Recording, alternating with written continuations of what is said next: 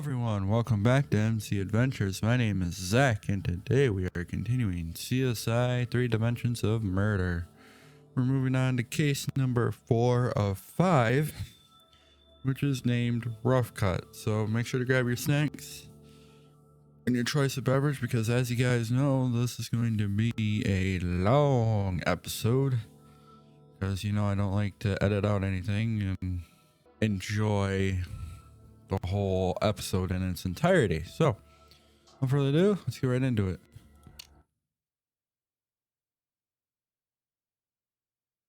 Ready for some fresh air? We may have a body waiting for us in the desert. The caller was anonymous, but the directions were specific. GPS coordinates, no less. Since it's a remote crime scene, take the mobile analysis unit. It'll help you analyze the evidence quickly in the field. And you'll be working with Greg Sanders. Before you showed up, he was the new kid on the CSI block. His years of experience in the DNA lab have proven very useful in the field. Good luck. Well, we are off to the crime scene then.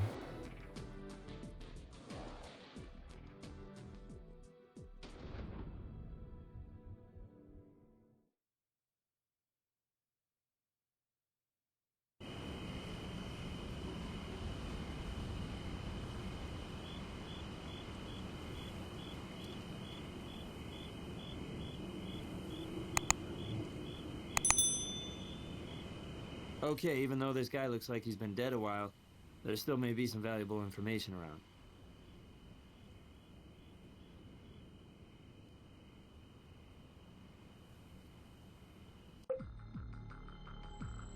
Whoa, somebody beat us to this guy. This isn't exactly a National Forest Service campsite. This spot's used by college kids who like partying in the great outdoors. Nobody checks your ID for a beer. I know this isn't your first time out, but Grissom will have my hide if we don't follow strict procedure. Which means, document the body first. Vic's face up on a sleeping bag.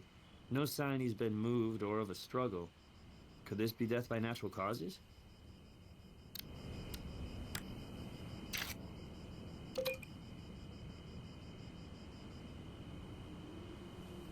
Ready?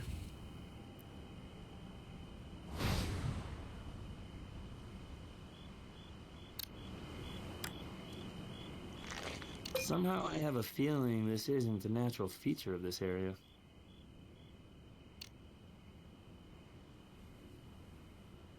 Slightly mummified with black discoloration. Strange.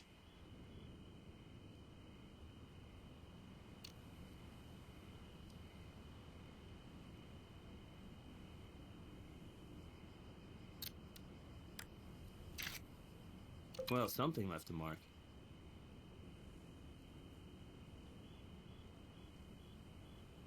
Alrighty. The larvae. Blowfly larva. If you were wondering what it takes to make Grissom smile, this is it. Third stage of development. This means the body's been decomposing 5 days.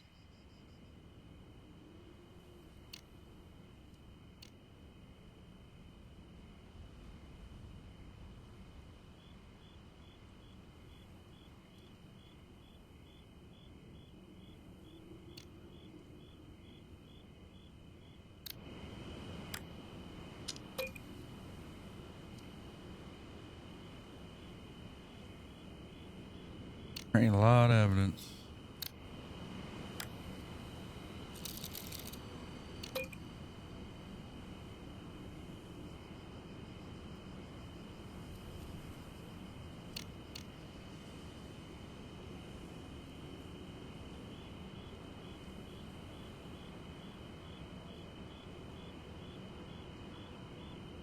Wide tires. Looks like a 4x4. Tread isn't fresh. Not the best for matching.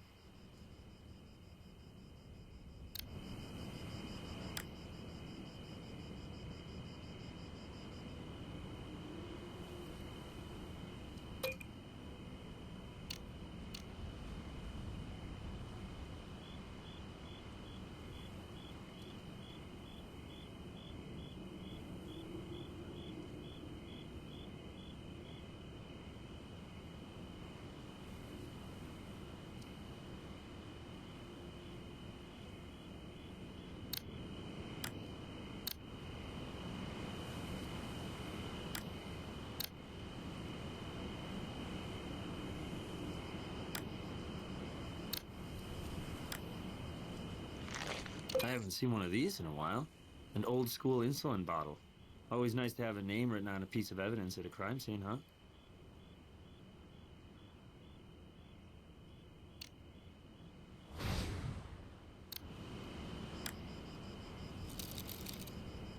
So we have a bruise on the forehead and a boot print in the tent. Maybe a fellow camper whacked the Vic upside the head, then rifled through his gear. Let's go to the mobile analysis unit, shall we? This is my first time using the mobile analysis unit in the field. Imagine a whole lab in your trunk. Where was this when I was a lab rat?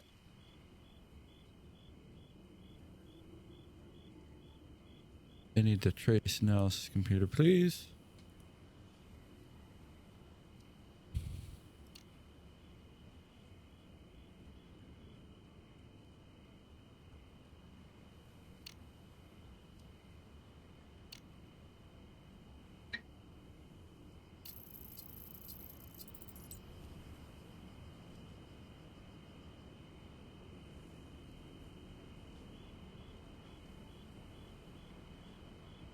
Nope.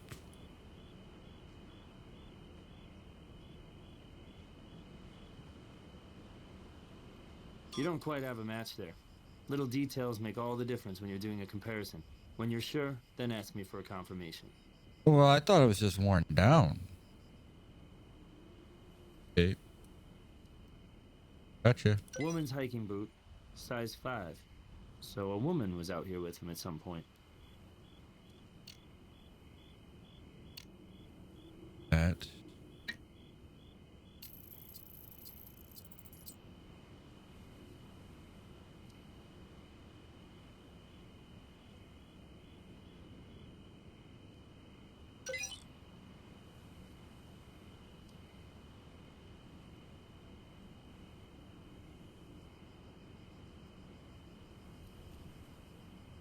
All right.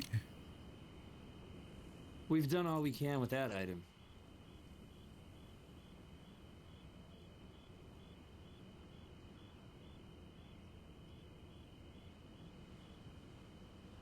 We've done all we can with that item.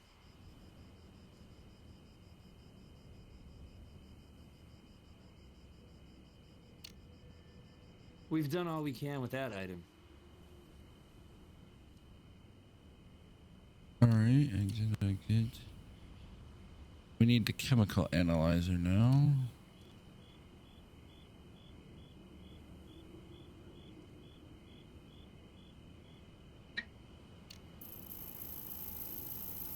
Insulin. Maybe our Vic was a diabetic. Now let's search the cigarette butt. Lipstick for sure. But do you know how many flavors are out there? Let me tell you. Thousands. Old lab story. I think we've gathered all the time-sensitive materials we need. We can head back to HQ anytime you want. Well, I'm not fucking done. Yo. Thanks. Dried residue on the bottle checked out for insulin. No other chemicals present. All right. Off to the morgue.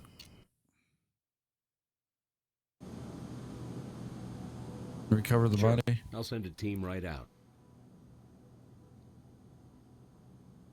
You need to determine time of death. I can give you a decent seat in the ballpark, thanks to those blowfly larvae. Rigidity and lividity indicate the body's not been moved post-mortem.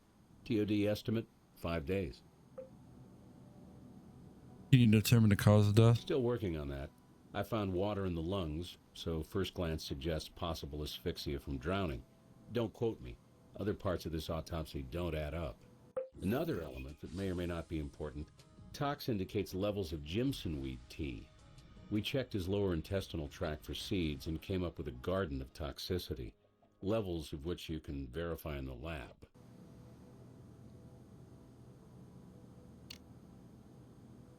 Was the forehead hit lethal? Not a factor. No broken skin, no brain hemorrhaging, or skull fractures. One thing though, the bruise discoloration was still forming, so the blunt force trauma occurred several hours before the time of death. You have the victim's prints. Here's your reference prints and DNA. Why would a rat crawl out of his What? mouth? You think that's a first? I had a case where an autopsy revealed baby rats gestating in the stomach. Luckily, that's not the case here. Maybe Mommy didn't find a suitable nesting spot inside our Vic. Was our victim diabetic? Yes, he was. This would explain why he had an insulin bottle with him at the crime scene. But diabetes had nothing to do with his death.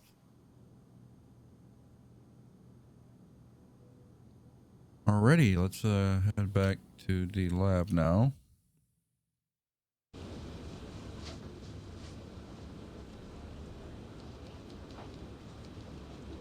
Analysis, fingerprints.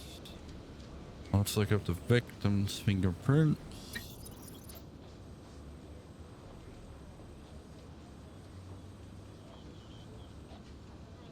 Can't search them?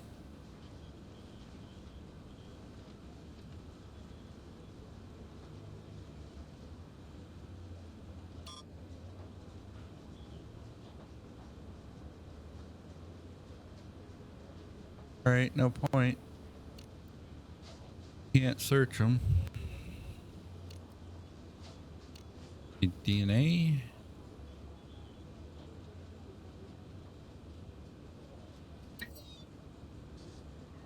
We searched that.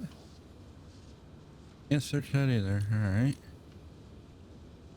But we can search, hopefully, the...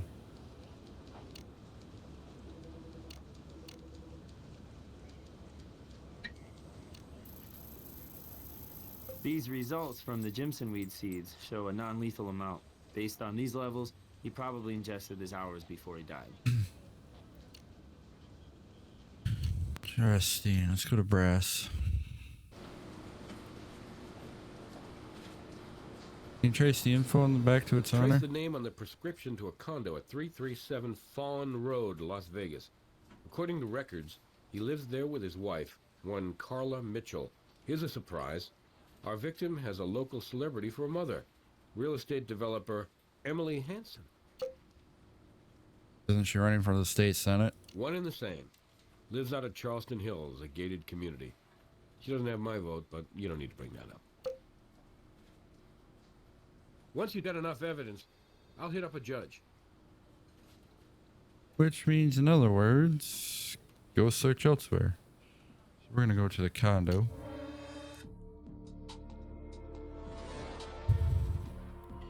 Talk to Carla.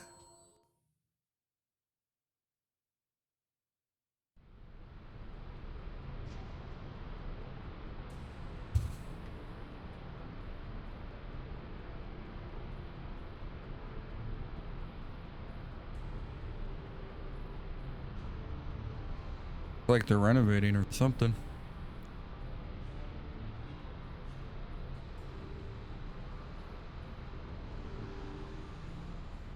Las Vegas Crime Lab, Mrs. Mitchell.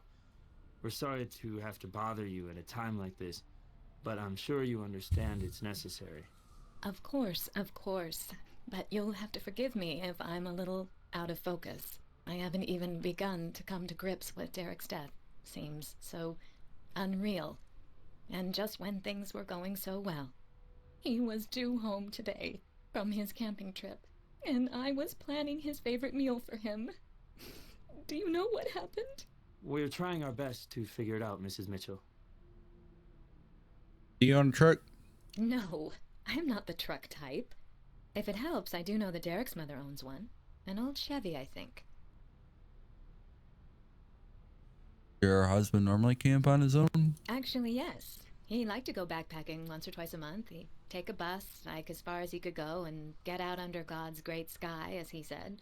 Not that he was religious, but the desert held a certain spirituality for him. I never went with him. I may live in a desert town, but I'm a city girl, and I don't like getting my hands dirty. When was the last time you saw your husband? Last time I saw him? Oh, God, that's such an awful sound. Must have been... Yes, it was over breakfast, right before he left. I was going to work. He told me he'd be gone out camping for a while, starting that very afternoon. That was typical of Derek. Mr. Spontaneity. When exactly did he leave? 6 days ago? Yes, 6 days. He needed to stop at his mom's house on the way out to the desert to pick up his gear. We didn't have room to store it here. His mom was willing, which is a little surprising since Derek and his mother aren't exactly close. Where were you 5 days ago? I guess you know I'm an attorney. I think maybe you've testified in 1 or 2 cases of mine against my client. But that's the way the game is played, right? Anyway, I've been consumed with my next big trial looming. Now, I know in a case like this, you always look at the spouse first. But let me save you a step. No way could I have driven out to the desert, even if I had known where in God's name he'd set up camp. I just haven't had the time.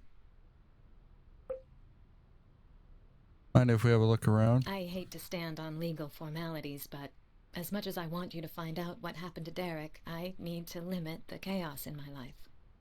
I'll have to insist on a warrant to show cause before I let you toss my house. I'm sorry.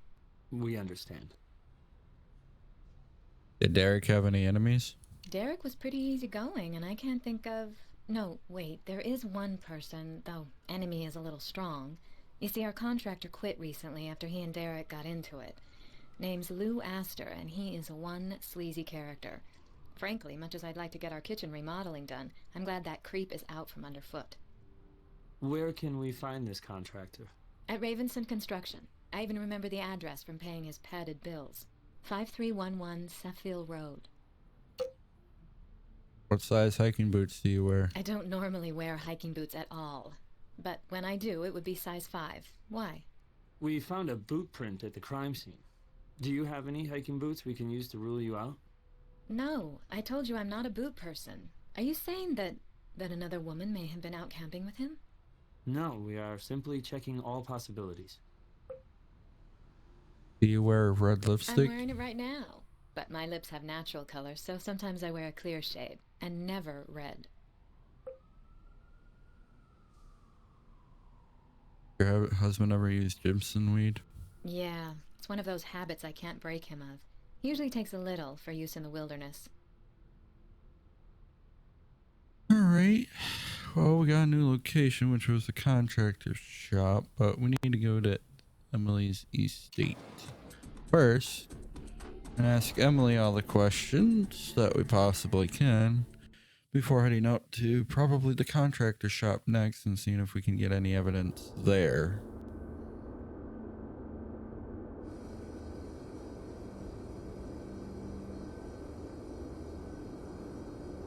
Yes, well, great graphics. Love it. Love it. Pretty. Beautiful home. Yep, beautiful. Beautiful. Yep. Ooh, let's open. We go in? No. Where's that?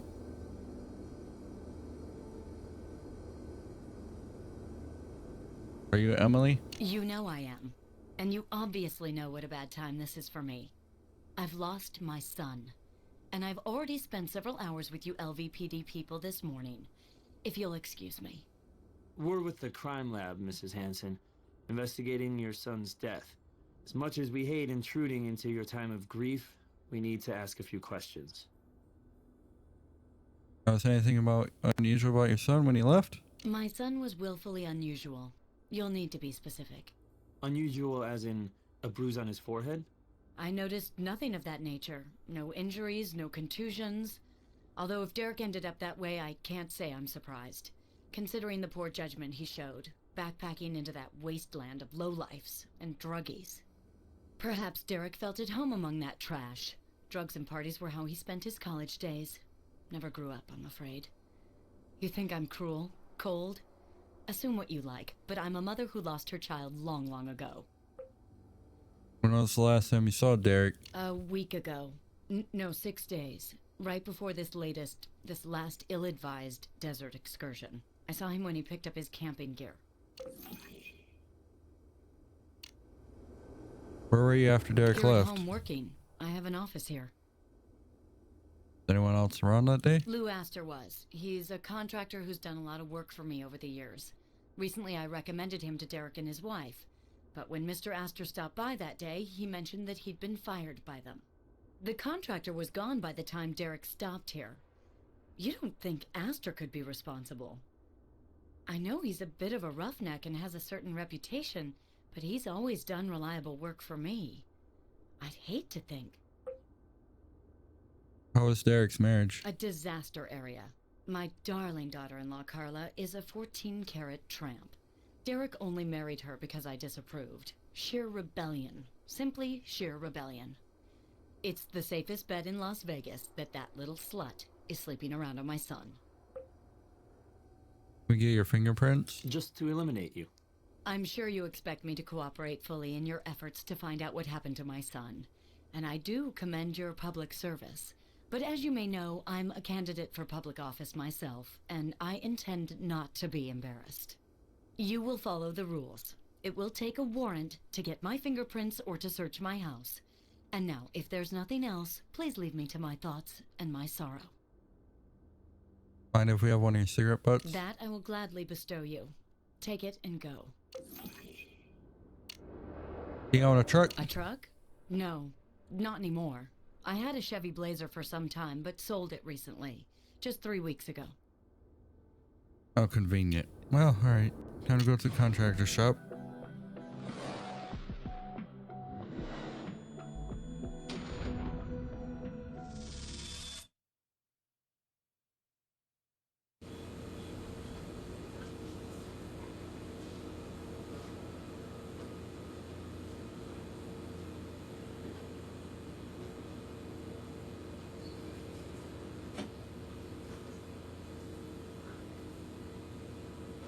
Let's talk to Lou first, shall we? Are you Lou Astor? According to my driver's license. What's up?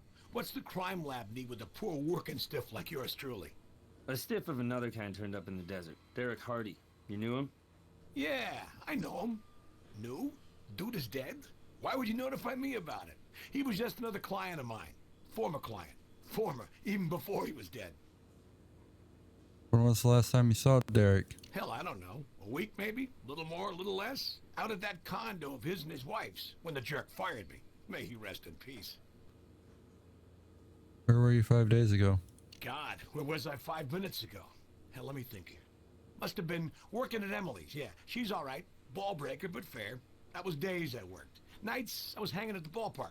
Yeah, minor league park, watching my nephew play. In the company of friends and family, I should add. A lot of friends and family. We can get your fingerprints? I don't think so. I got rights here, and I'm not crazy about the direction this is going. Mind if we look around? Or do you intend to be strictly uncooperative? That's a direction we aren't crazy about. Look, I don't want to stand in the way of nothing. Have at it. But the shop floor only, huh? Stay the hell out of my office. That's private. I don't let nobody in there. Do you have a disagreement to settle with Derek? Man, you make it sound serious. It was just this minor beef with him. Matter of fact, it was his wife who told me to stop working on their kitchen and get my stuff out. You know, typical contractor clients. Always thinking you're overcharging and taking too long. Otherwise, that wife is all right. Easy on the eyes, too. And always ready with a lemonade or something for a hard-working man. Now, Mom, old Emily, good as she's been to me, I gotta say, she and her son, no love lost there. I mean, those two are at each other's throats. And Mommy? Whoa, that old girl is dangerous. Much as I hate to lose a good client, you ought to give her a kind of hard look. You know what I mean? One thing, I overheard her talking to baby boy on the phone. Seems Derek had come into some serious trust fund money after his father passed. And at some point, Sonny Boy promised Mommy Dearest he'd kick in on her campaign. Only he reneged. Do you own a truck? No, I'm a contractor who rides a bike with training wheels. What kind of detectives are you? Yes, I drive a truck. Professional grade. Dually. Alright. Time to investigate.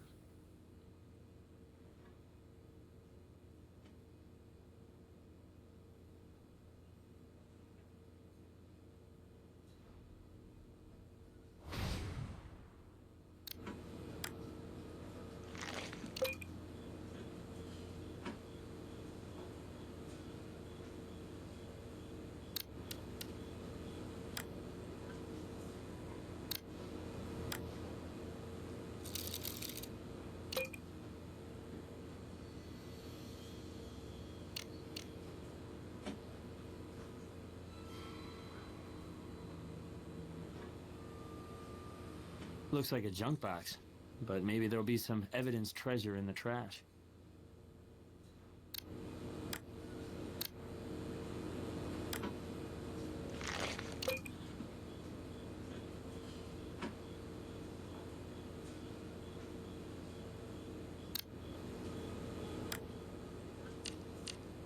Pity this jar isn't labeled, but it must not have come out of that kind of lab.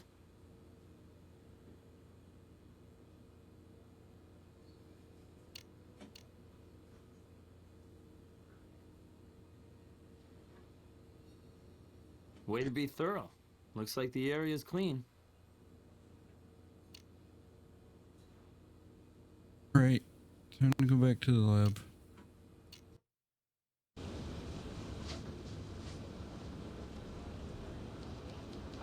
Base analysis fingerprints.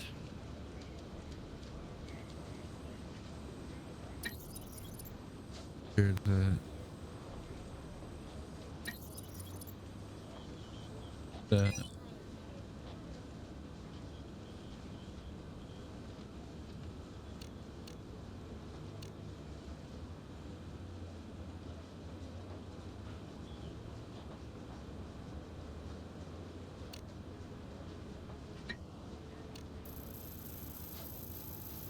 Mom's lipstick is similar to what we found in the desert, but the cigarette brands don't match. We've done all we can with that item.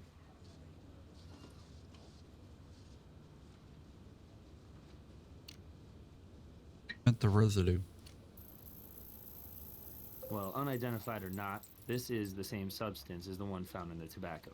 If Astor had access to this substance and found it in the Vic's tobacco, it's possible that the contractor did the mixing, even if the Vic himself did the rolling. We gotta find out what this stuff is.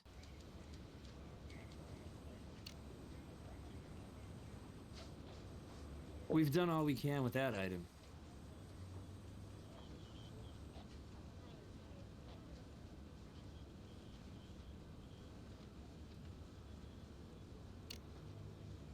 We've done all we can with that item. That way we just know that it's tagged and we've done them.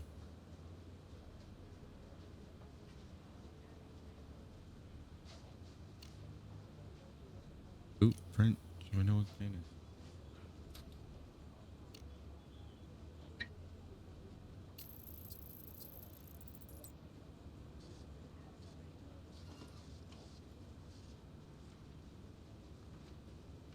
You don't quite have a match there. Little details make all the difference when you're doing a comparison. When you're sure, then ask me for a confirmation. Spot on. You don't quite have a match there. Little details make all the difference when you're doing a comparison. When you're sure, then ask me for a confirmation. You don't quite have a match there. Little details make all the difference when you're doing a comparison. When you're sure, then ask me for a confirmation. Out of them.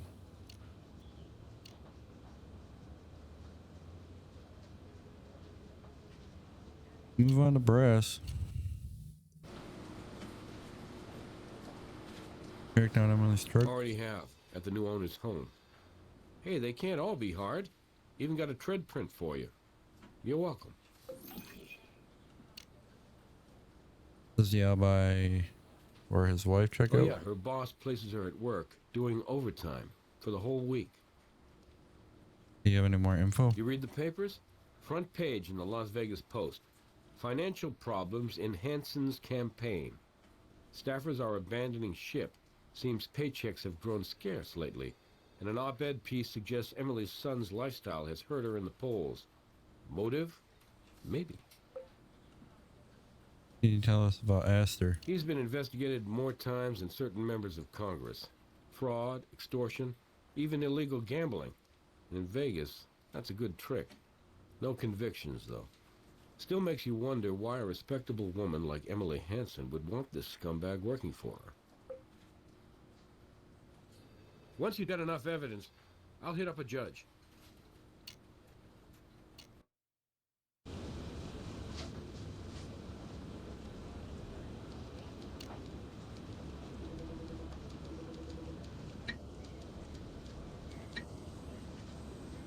Tread types are definitely similar, but the tread marks taken from the desert weren't fresh, so the wear marks can't be matched exactly.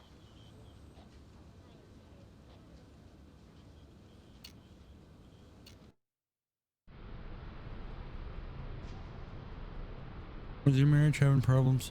Let me guess. You've been to see my husband's mother, Emily. Isn't she a peach? She hates me and always has. Jealous that Derek chose me over her, angry that my religion is different than hers, and always blaming me for her son's out-of-control behavior. We're trying to interpret evidence, Mrs. Mitchell, not make wild assumptions about people's character. You'll have to forgive me, but if you had a mother-in-law like Emily... Anyway, I'd be lying if I didn't say Derek and I have had patches of rough road together. But lately Derek had really turned himself around, was totally committed to joining me in a normal life. We had our wild years, okay? Now we've changed directions. We're the straightest couple you're likely to find in this town. Along those lines, we took out an insurance policy, $500,000 each. Derek's trust fund has gotten whittled away, and if we were going to start a family, we wanted that security, for the kids we hope to have. If you want to consider that suspicious, well, fine. But I want to be straight with you. Derek would want me to be straight with you.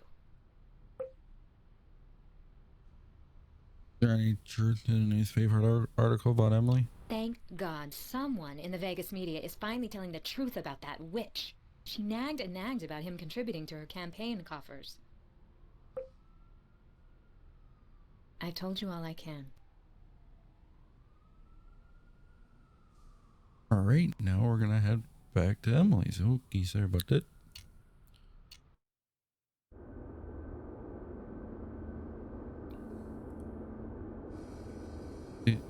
Did you see a newspaper about your I gave it a cursory about the campaign? My attorney will give it a harder one. That paper supports my opponent, and they deal in half-truths and outright lies. Regardless, anyone who's ever been a parent understands the limitations and the disappointments even the best mothers and fathers face. Is it true your son reneged on a large campaign contribution? That's a ridiculously overblown way to put it. I wasn't angry at all about that. Derek said his funds were low, and I believed him. And anyway, he contributed in the past, generously, which I appreciated. Whatever private problems we had, my son supported my efforts as a public person. Besides which, my campaign has ample funding. If you're looking for dirt, my laundry is not the place to look for it. I'd suggest you take a long, lingering look at my son's promiscuous widow. I don't deal with rumor or speculation either. In fact, I had one of my security people keep Carla under surveillance. All my suspicions, it seems, were well-founded. That round-heeled slattern is a disgrace to our good name. Well, so tire transfer doesn't match our close match to your truck. Maybe so, but I haven't seen that vehicle in weeks. Do you really think I drove out into the middle of the desert to find and kill my own son? What kind of monster do you take me for? Okay, well, time to go back to the lab again.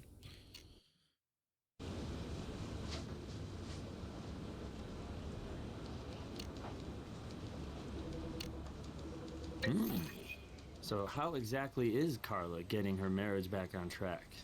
And who's this other guy? So Carla takes out an insurance policy to protect the kids she and Derek didn't have. With her husband worth more dead than alive and a new boyfriend on the horizon, well, look up motive in Webster's and it'll refer you to this.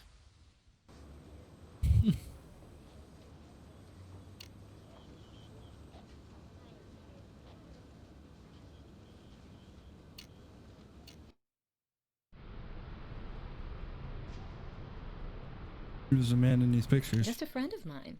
Co-worker at the legal office. Where the hell did you get that? Well, your mother-in-law thinks this friend is a lover. Does she? So even the police are falling prey to her manipulative BS.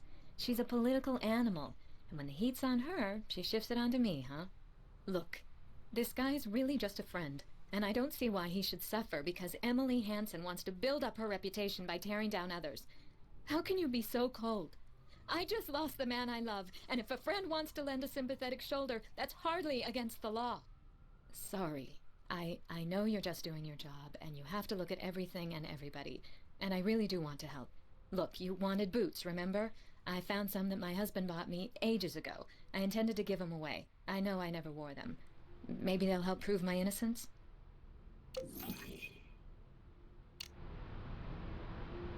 Oh, sure. Let's go check it out.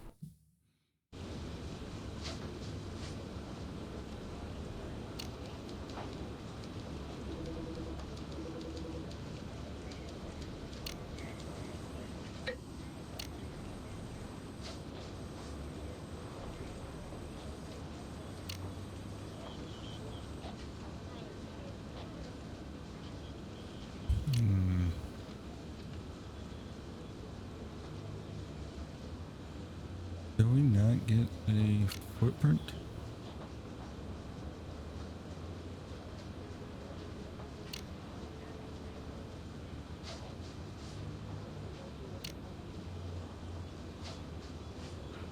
Right there, hello.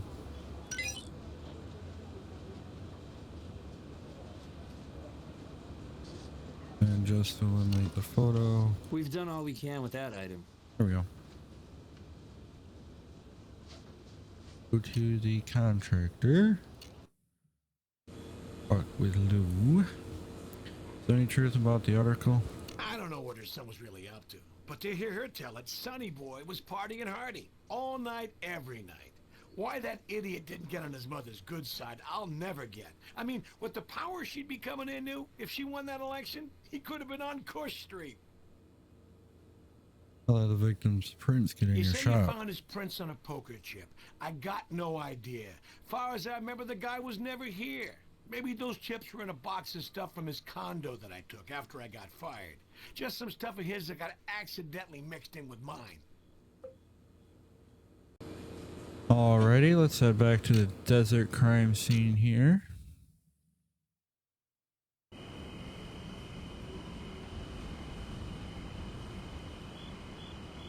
Take a look at the mattress.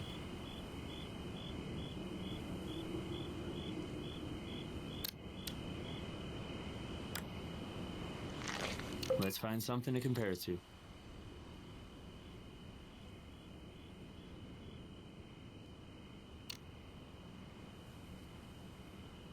Our Vic rolled his own. Burn mark underneath suggests it was smoked at the crime scene, dropped, and burned right into the fabric. You'll want a different tool for that. You'll want a different tool for that.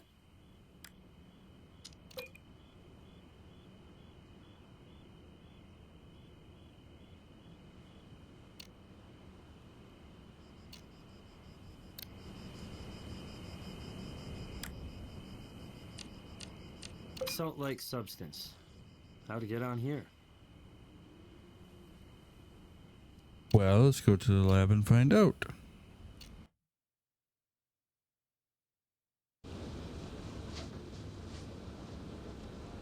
Let's do the chemical analyzer.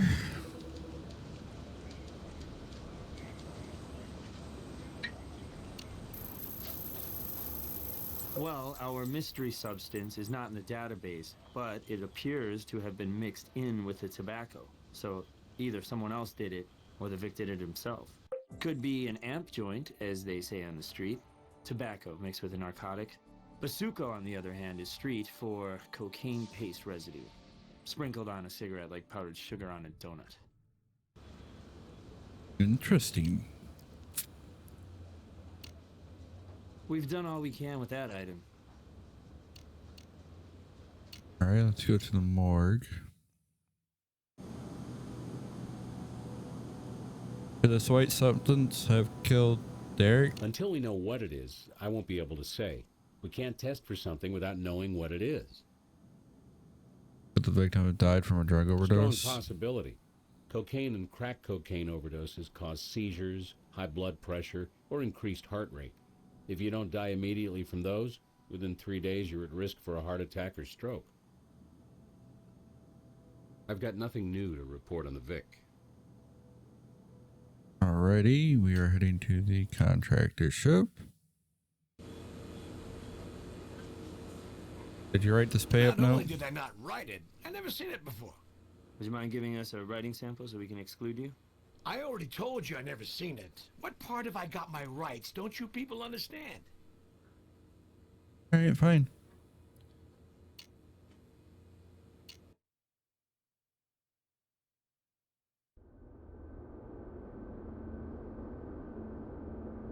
Did you write this pay up In the note? first place, my son and I had no financial difficulties. Our conflicts were philosophical. In the second place, that doesn't even sound like me. I would hardly threaten my own son. And even if I had, would I do so in such a cryptic fashion?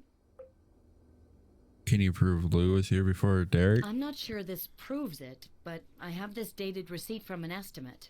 Don't mind my doodles in the margins. Uh-huh. Okay.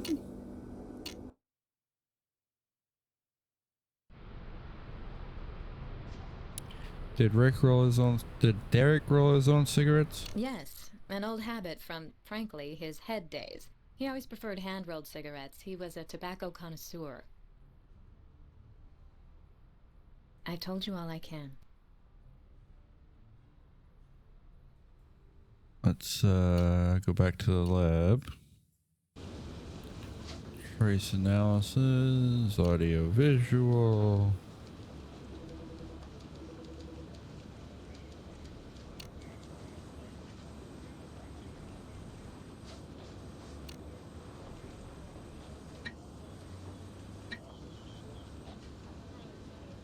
So it looks like our contractor remodeled the truth into lies. He wrote this note. Ah, so let's go to press, because that gives us what, motive now, right?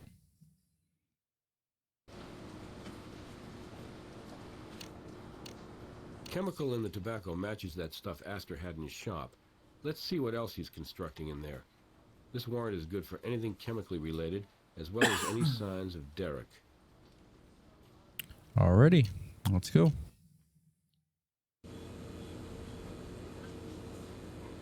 We have a warrant. Hell, this is a place of business. Are you gonna cost me money? What the hell kind of grounds do you have anyway to come intruding like this? Read the warrants and see. You may want to skim down to where it says lethal substance. Now let's go into that office, shall we?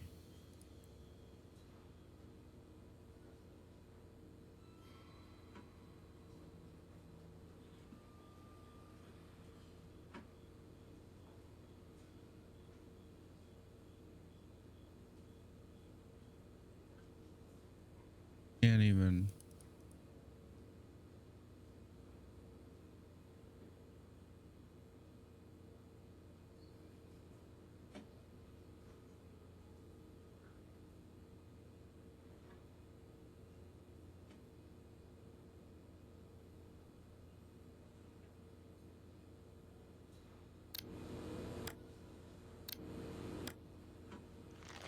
Sodium monofluoroacetate, also known as compound 1080.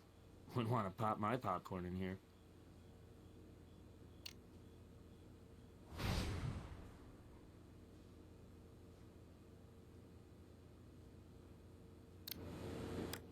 You'll want a different tool for that.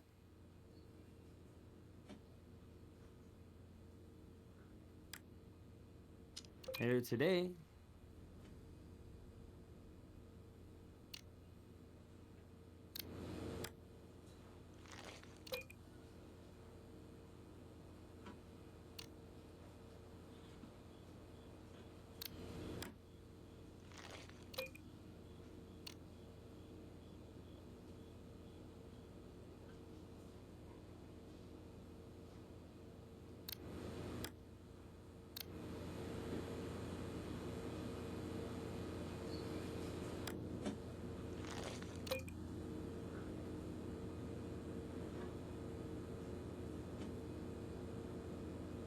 Alrighty, we're gonna go to the lab.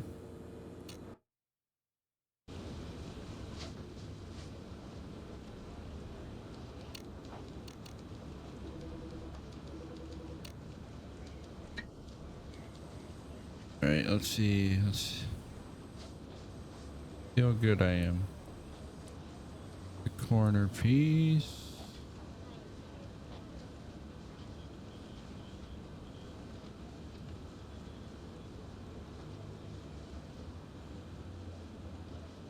That's a corner piece.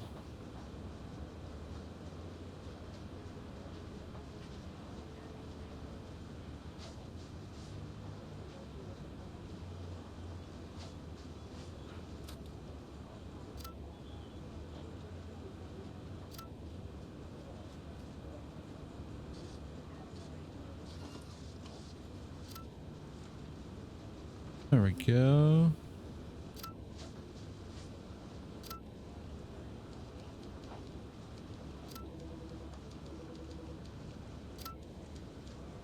Well, it's just an ordinary everyday scorecard.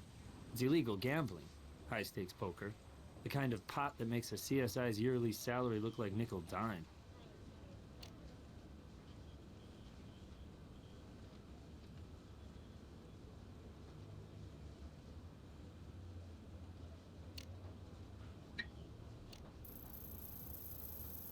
Odorless, tasteless, poisonous. Lethal dose is only 1/100th of an ounce.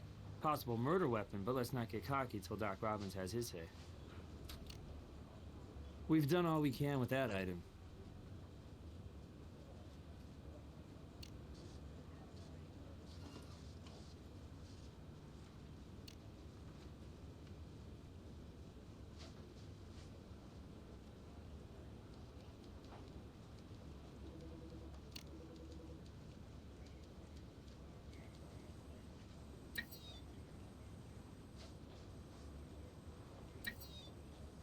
Derek's hair on the broken rake handle.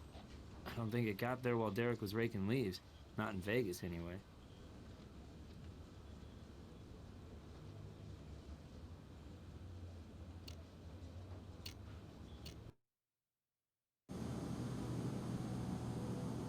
Could the rake have caused the forehead bruise? Yes. Shape of the wound, nature of the blunt instrument, Vic's hair.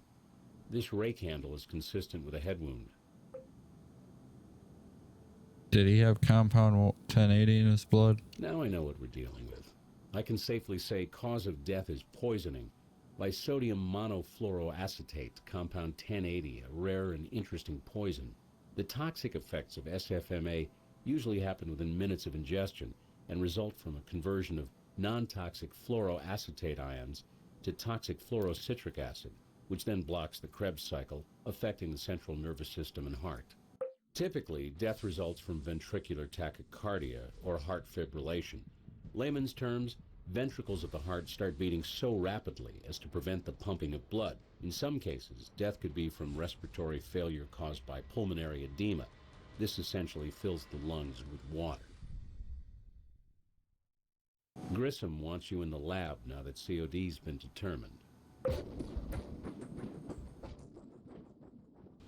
So, cause of death was determined to be pesticide. The Vic smoked it on his walkabout and dropped dead. But it's playing havoc with our Trinity. We don't have anyone to physically match to the crime scene. You said it yourself. He died in the desert, potentially alone. But he was killed by poison. So what should you be looking for now? A second crime scene, where the poison was originally mixed into the tobacco. And that's where we will find evidence linking the suspect to that crime scene. Nicely reasoned, Greg. Now follow through.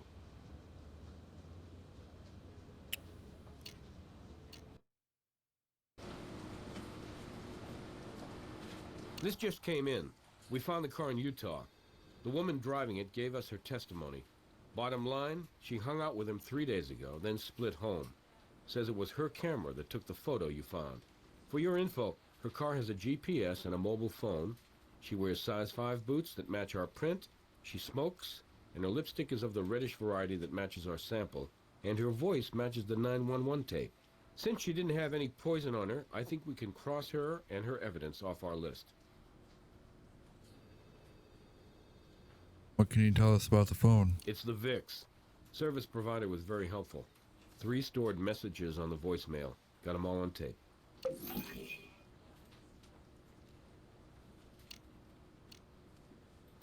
Is Lou Astor a contractor or an exterminator? Guy's got enough pesticide to wipe out a city block. And his tools have traces of our Vic on them. Let's bring Mr. Astor in and see what he can build for us this time.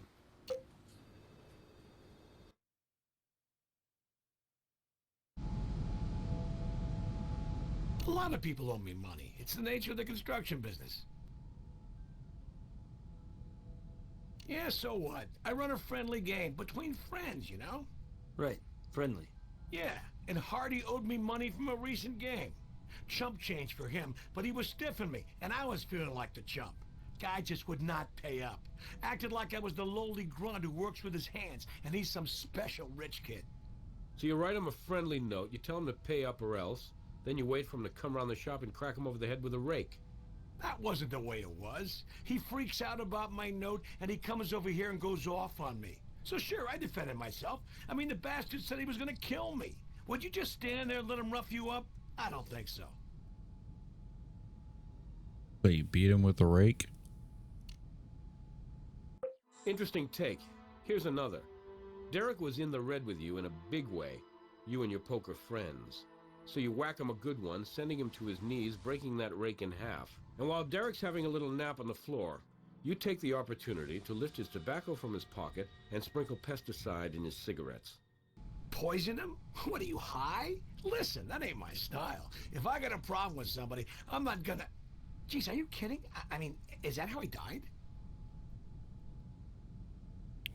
Okay.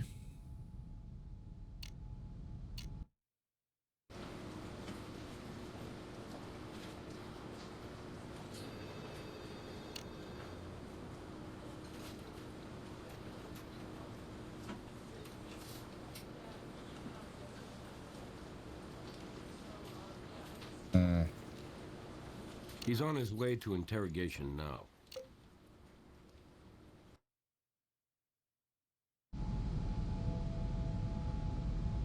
And we found it in Derek's tobacco, too. Hey, in my business, pesticide is part of the program. Let me tell you, I am beyond careful with that stuff. It's as deadly as a heart attack, and I keep it under lock and key in the office. I even wear gloves when I handle it. Careful precautions, like leaving an open jar in your shop. Please! I must have misplaced the lid when I used it up. Frickin' jar was empty anyway. No harm done. Listen, I didn't care much for the dude, but I didn't kill him.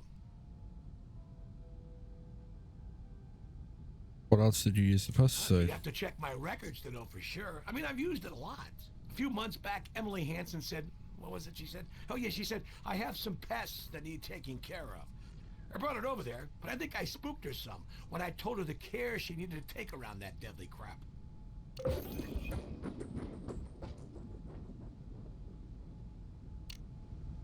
Well, I was going to, but Carla has all these cats, you know, and she was worried about them getting into it. So I hauled it out of there.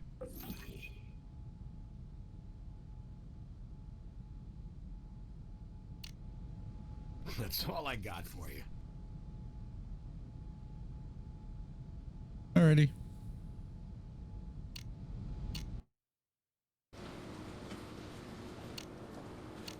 Mother had pesticide in her garage, and she was there when Derek stopped by.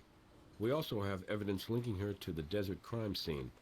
I think we can get a judge to let us search that garage for anything that kills chemically.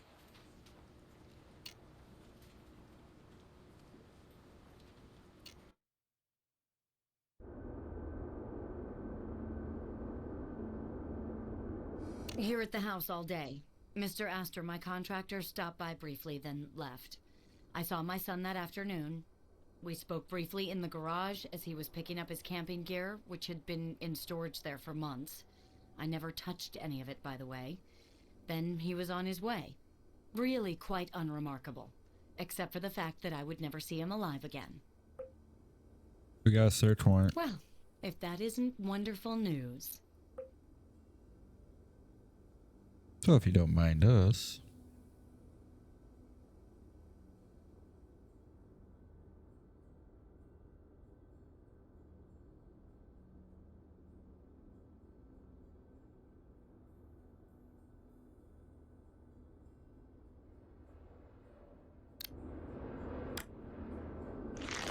Memos to her campaign manager.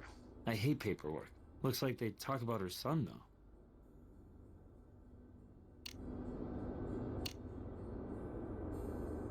Pesticide Safety, a consumer's handbook. Not your standard book of the month club material. Oh, somebody thoughtfully dog-eared a page for us. And here's our old friend, Compound 1080.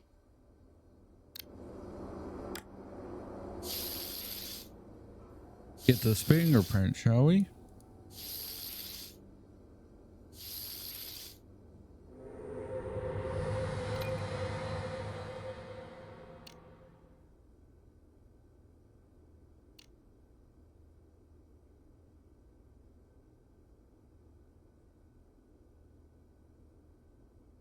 This must be where Derek stowed his camping gear.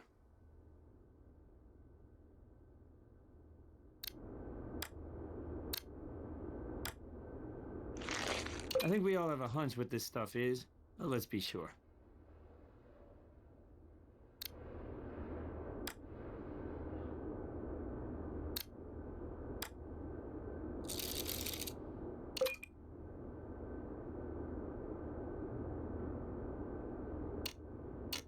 All right, back to the lab again. Way to be thorough.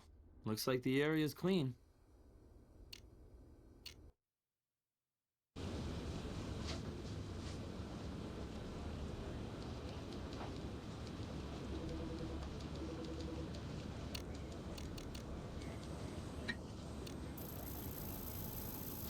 Derek's mom definitely had access to the pesticide in her garage, and she could easily have doctored his tobacco when he stopped by.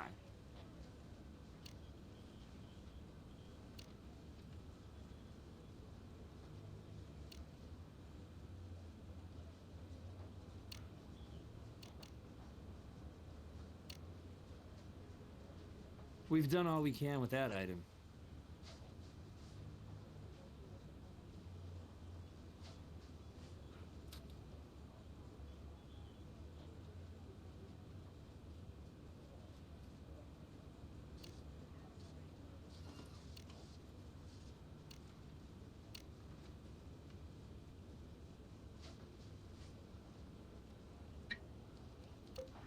Hey, handsome.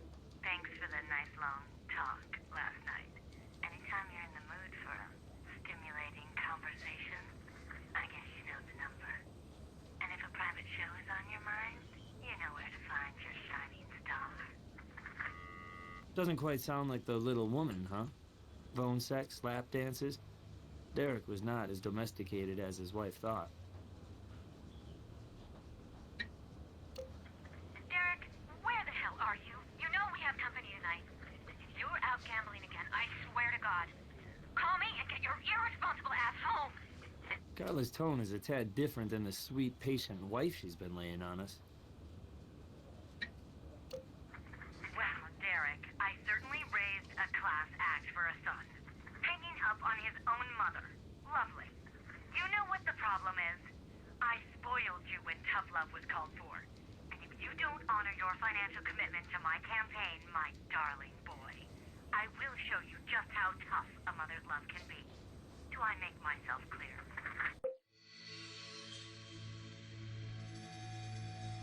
And here I was wondering why Emily didn't make Mother of the Year. We've done all we can with that item. We've done all we can with that item. We've done all we can with that item.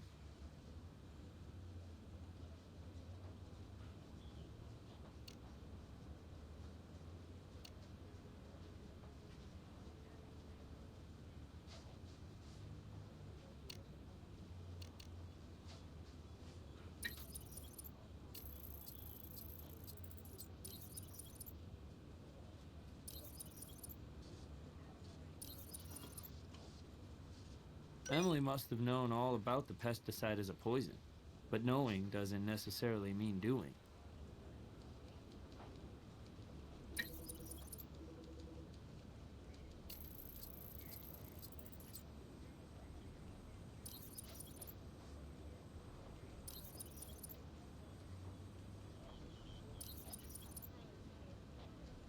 This tracks.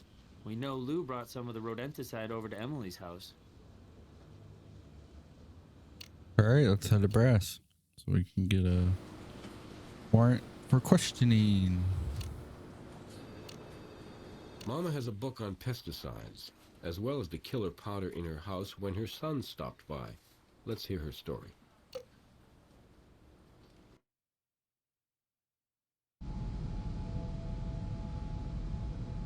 We heard the voice message you left for Derek. So I left a harsh message for my wayward son. And that leads you to think I committed filicide? You're a confident woman, Mrs. Hanson. Maybe you thought you'd never be found out. And the papers are already saying you're winning the sympathy of the voters. Kill my own child to improve my position in the polls. Does that strike you as an effective way to attract votes? Why was Derek's contribution so important? He had pledged financial support, and when he changed his mind, I had to let key staffers go and expose my financial weakness to the media. But since then, we've regained our footing and we'll do fine without his help. How much was his contribution? $100,000. If that sounds like a murder motive to you, tell me how I gained from my son's death. My sweet daughter-in-law, however, stands to pick up a cool $500,000.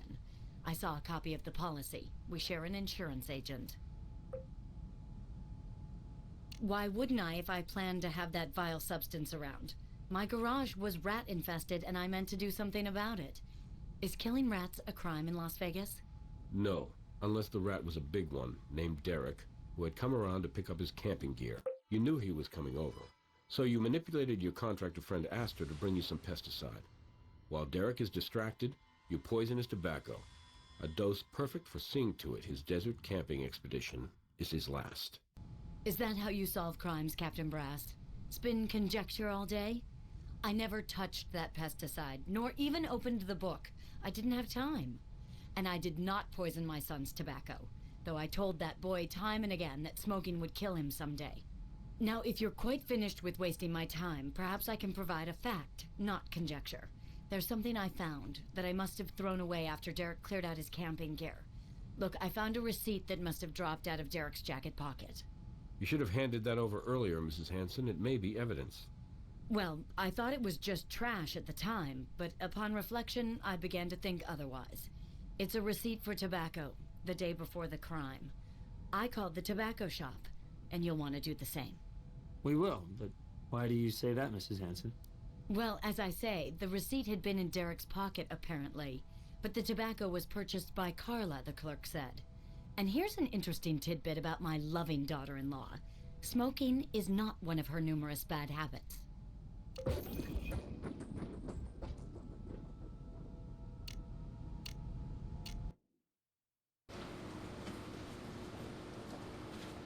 Yeah, I had a long talk with the clerk who knew Carla all the way from Catholic school.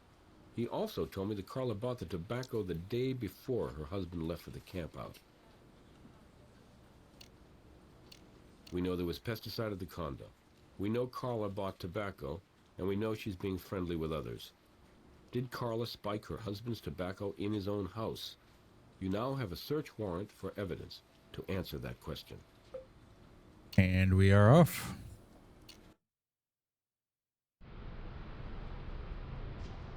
We heard an angry voice message you left. You got stood up when company came, and thought your husband might have been out gambling. Thought you and Derek had worked all that out. Listen, Derek was human. He fell off his various wagons from time to time, and I had to be the bad guy sometimes. If that's suspicious, go out and arrest every couple that argues, why don't you? Anyway, I'd cooked a gourmet dinner for his friends, and he stood us all up. We learned how your husband died. Oh dear. Well, that's good, isn't it? I mean, it's progress at least. Please tell me he didn't suffer. He did suffer, but it wasn't prolonged. There was a highly toxic pesticide in his tobacco. He smoked it and died of the poison. Poison? My God, that's terrible. My baby, my poor, poor baby. Derek had his faults. God knows. I know, but how did this happen? Right. Did Derek ever mention suicide? Derek? Suicide? No, never a word.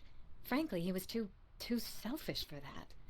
Oh, is that terrible for me to say, to admit? But he was self-centered, like all substance abusers and sick gamblers. And he was struggling with kicking his various habits, but still, I wouldn't call him depressed or anything. Oh my, do I have to?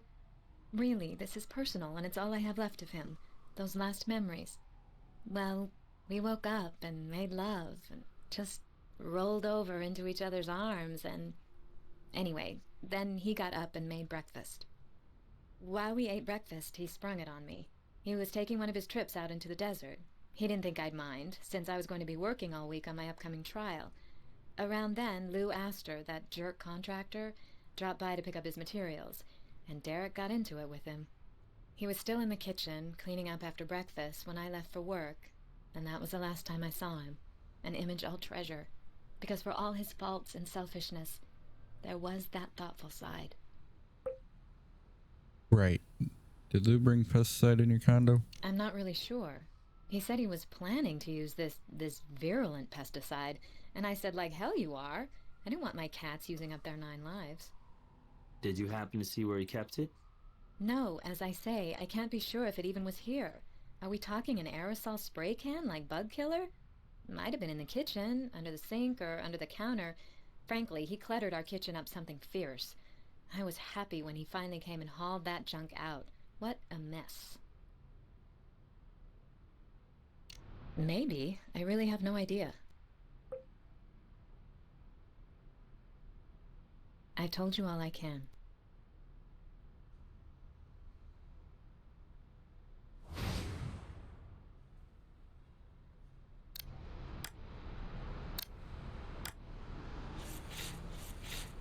Derek's been gone for a week. How often do they do the laundry around here?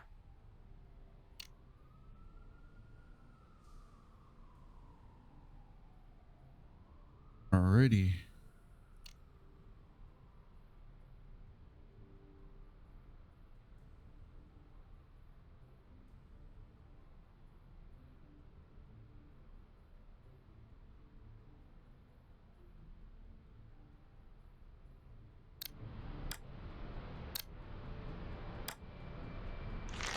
Looks like this lid fits the jar in the contractor's shop.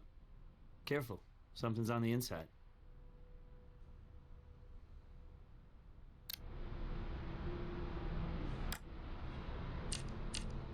Smells like tobacco.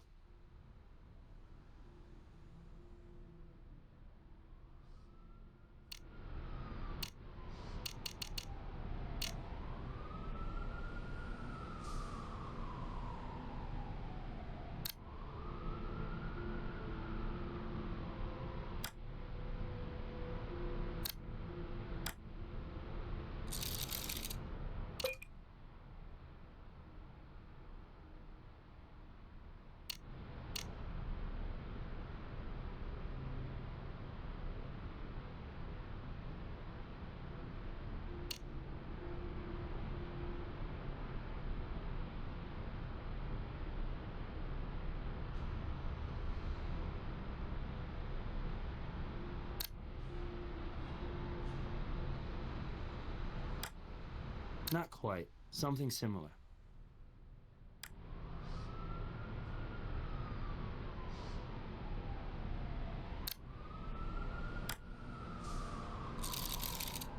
Unusual spot for a fingerprint.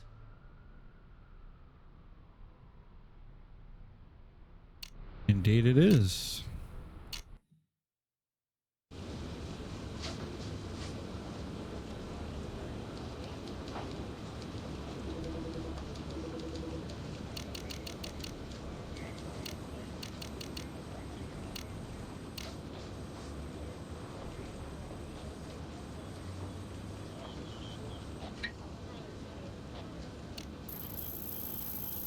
They say tobacco kills.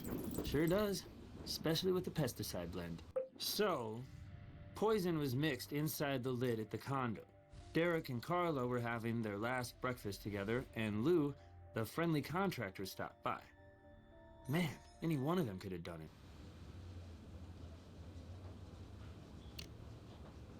We've done all we can with that item.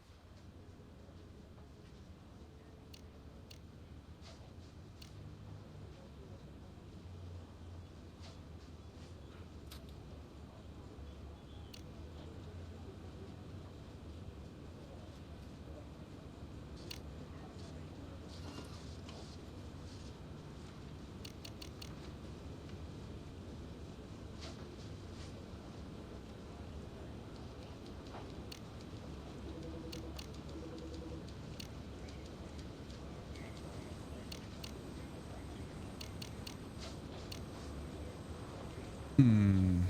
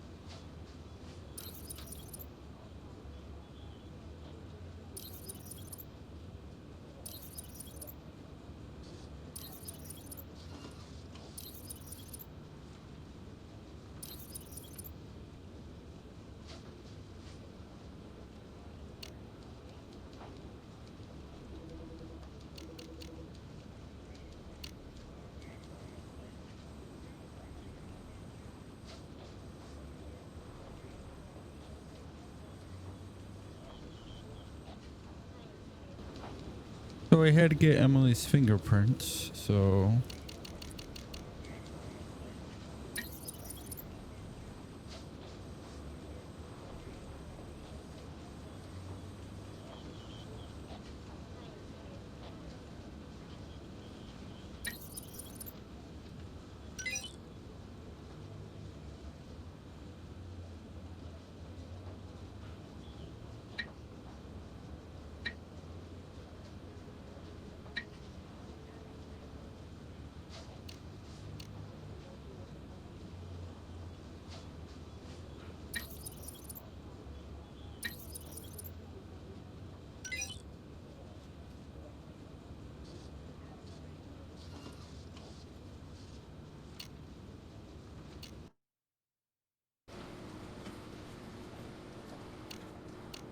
The Vic's wife bought tobacco.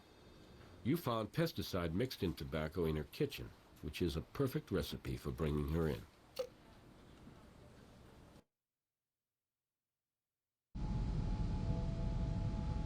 Why did you buy the tobacco? Well, it was a gift, of course. Smoking was the one vice Derek had that I hadn't tried to break him of, and making a gift of tobacco had a special meaning for us. Special meaning. And you especially made sure he had to take it with him out in the desert. I really have no idea what you're getting at. My husband liked to roll his own cigarettes. I gave him some tobacco as a gift. Found tobacco mixed with the Same pesticide. unique blend that killed your husband. Well, that is odd, I admit. And as I say, he rolled his own cigarettes. Wouldn't he have noticed if someone mixed something toxic in? This was odorless, tasteless, and worth a shot, with half a mil payday waiting for the loving wife. Spare me your sarcasm, Captain. I already told you, that money means nothing to me. I earn my own considerable income as an attorney. Wasn't I the one who told you about the policy and warned you it would look suspicious? Yeah, sure. Did you open... I didn't touch any jar, and I have no idea how pesticide might have gotten in my husband's tobacco. Why don't you ask that jackass Astor? It was his pesticide, wasn't it? Hell, it was his jar! Just like I said before, he got up and made us breakfast. You don't think he could have poisoned himself, do you? Well, he seemed happy. Then we were eating, and the contractor stopped by to get his junk out of our kitchen. We just left him alone. Neither of us wanted to talk to him. Wait, the contractor was in our kitchen. He could have poisoned him right behind our backs. God, I can't believe it. Uh-huh. Do what you have to. Anything to help eliminate me so you can go after the real killer. Or the real killer, probably.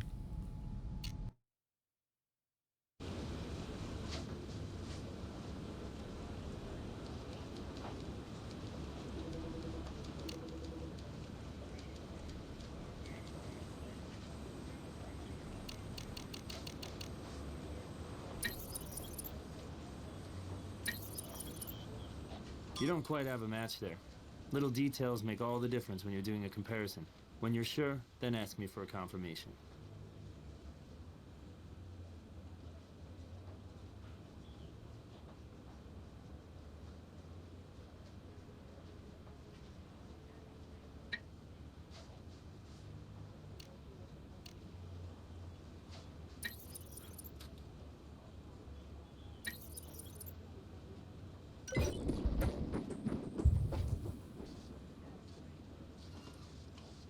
Looks like you did it. No surprise.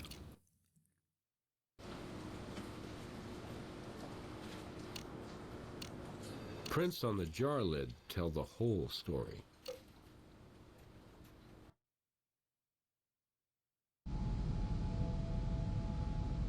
We know you killed your husband. You're wrong. I loved my husband. You're wasting time going down the wrong road. My theory is that ball-breaking mother of his is in on it with Astor. Well, it wasn't Mom's prints on the jar lid. It was yours. And she didn't buy the tobacco. You did. Just like she didn't mix the poison. You didn't find out at the last second about your husband's camping trip. You knew in advance, which is why you bought the tobacco the day before, giving you plenty of time to mix it with pesticide and send him off to the desert to die. But you dropped the lid and couldn't get to it. So, to throw off suspicion, you called contractor Lou Astor and had him collect his materials and haul them away before your husband left. You want a confession? You're not going to get one. I'm an attorney and I know my rights. And incidentally, I'm innocent. I didn't need the money, and I loved him despite his faults. Maybe at one time, and whether you needed his money or not, what wife could sit there while her husband gambled away a trust fund? Here he is married to a beautiful woman like you, and he throws his money away on strippers. But Mrs. Mitchell, Carla, why not just divorce the guy? I'm not saying another word. Didn't you know, Greg? Carla's a Catholic, and divorce is a sin. Anyway, a divorce settlement wouldn't have meant squat with that trust fund whittled away. But $500,000 in life insurance could make up for a lot of indignities. I'll see you in court. You'll love it. I'll defend myself. Perfect. And like the old saying goes, you'll have a fool for a client. The tragedy of marriage, a wag once said, is that all women marry thinking their man will change, and all men marry believing their wives will never change. And both are wrong. For Carla Mitchell, marriage was built on trust. A trust fund, that is. When she saw it melt away, she sought a new policy. Life insurance. Her poison of choice was tasteless and odorless, but not invisible. To the eyes of science, at least. You did well. Let's evaluate your performance. You investigated every possible angle on this case. Doesn't happen often, but I'm very impressed. And I'm going to leave this episode here. Thank you guys so much for joining me through this adventure. We are going to be moving on to the last case, which is the big white lie, in the next episode. Thank you guys so much for watching. As always, feel free to hit that like and subscribe button. And don't forget to hit that notification bell to be notified when we upload. And also feel free to comment down below on how you guys enjoyed the series. Or enjoying the series, should I say. Or just to say hi, or if you have any video ideas or games you want us to play. And as always, I'll see you guys in the next video.